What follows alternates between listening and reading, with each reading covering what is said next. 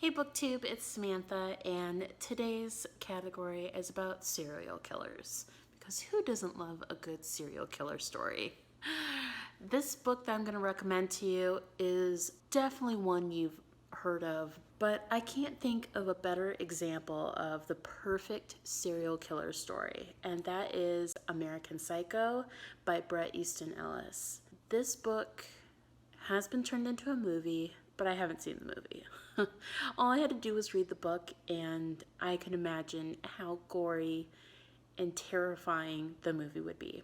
A little bit about the book, really not much. You're following a guy named Bateman who is 26 years old. He's working Wall Street, very wealthy.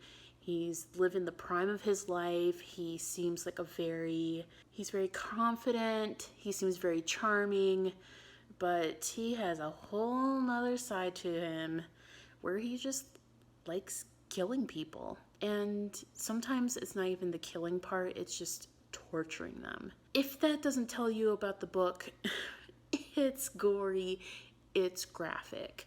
What is interesting about this book is that I can tell you right now, I probably wouldn't ever read this book again. But I am really glad that I read it. So let me tell you why. One of the things I really loved about the story is that I legit felt like I was in his mind. I felt like I understood him. I knew his thoughts. I knew what he would do. I knew his patterns. Like, I knew him. And that was such a creepy experience of being inside his mind and knowing him. I also thought it was really smart to show how he's trying to fit in, because one of the complaints, and I'll admit it's something that kind of irked me too, is that frequently Bateman will get very descriptive about the objects that he owns. It's all the top of the notch, multitudes, very expensive, very limited items, and he will go on for literally 2, maybe 3 pages just listing all the things he has. Very materialistic. I think people would get frustrated with it because, like, why do I need to know all this? But I think it's a really good example of showing his mindset of, like, okay, how can I fit into this world that is very materialistic and is a capitalism society? I mean, if you looked at him from a very surface level, you would think nothing was wrong with him. He's a very good-looking guy, and he does the most horrible, horrendous things.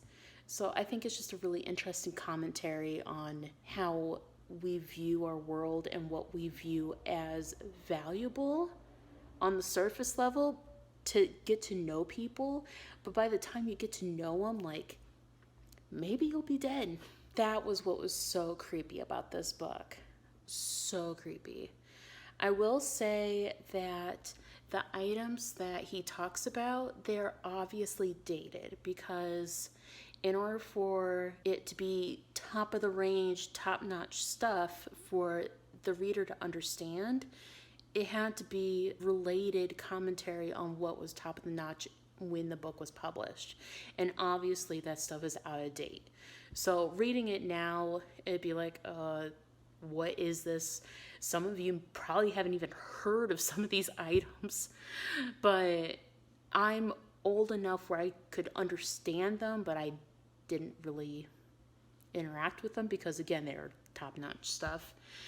But that meaning might be a little outdated. So just be aware of that. I think you could probably skim over those pages, honestly, because it's not like he reveals anything within those items. Usually it's just his weekly listing along with his kills. So very interesting. I, as a psychology major, really thought it was thought-provoking and horrifying that this guy is walking around and I wouldn't even know by looking at him. So if you're in for something that's going to mess with your head, this classic is definitely going to do it for you.